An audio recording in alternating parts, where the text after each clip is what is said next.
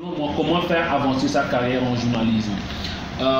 Le premier point qui est important pour moi, c'est de pratiquer un journalisme de qualité, un journalisme d'impact, un journalisme de terrain, un journalisme qui va au-delà des comptes rendus, des communiqués de presse, un journalisme de qualité, un journalisme qui fouille, qui vérifie et qui travaille sur des sujets originaux. Un journalisme non pas de telle organisation organisée une conférence de presse aujourd'hui, il était présent telle personne avec un mot de fin. Non, des articles vraiment de qualité, des articles originaux. Pour moi, je pense que c'est la base en fait pour pouvoir faire avancer sa carrière en journalisme. Il y a quelque temps, des étudiants qui, pour des besoins de recherche, vont chercher des articles des confrères à lire. Mais aujourd'hui, les contenus ne sont plus vraiment nourris et assez denses comme ils étaient au départ. Aujourd'hui, c'est comme si on a l'impression de vite finir le papier et de prendre un autre sujet et de prendre un autre. Avec la technologie, l'Internet, on veut écrire autant de papiers par jour. Mais il faut vraiment axer ou miser ou plutôt se focaliser sur le travail de qualité, un journalisme de qualité. Pour moi, c'est la première en fait, c'est la première chose qui soit essentielle pour pouvoir exceller dans ce domaine et faire une longue carrière.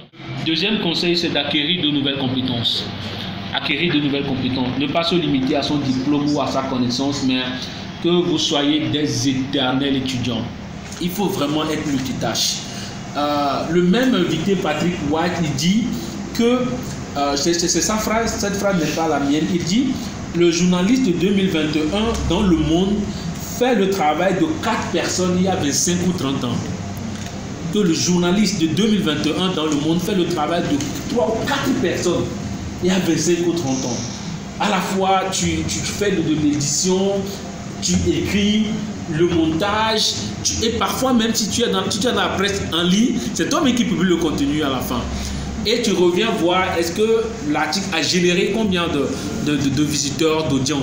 Donc aujourd'hui, le journaliste est appelé à être vraiment multitâche, à ne pas se dire que je sais écrire, ça s'arrête là, ou je sais monter, ça s'arrête là, mais acquérir vraiment de nouvelles compétences.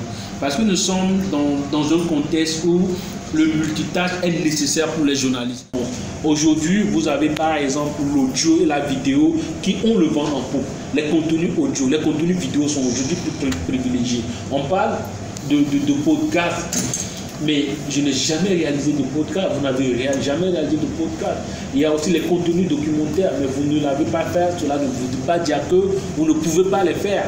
Acquérir des nouvelles compétences, vous devez explorer les possibilités qui existent et chercher à se former dans un domaine qui vous intéresse. Le quatrième point, c'est de postuler à des concours et des prix de journalisme.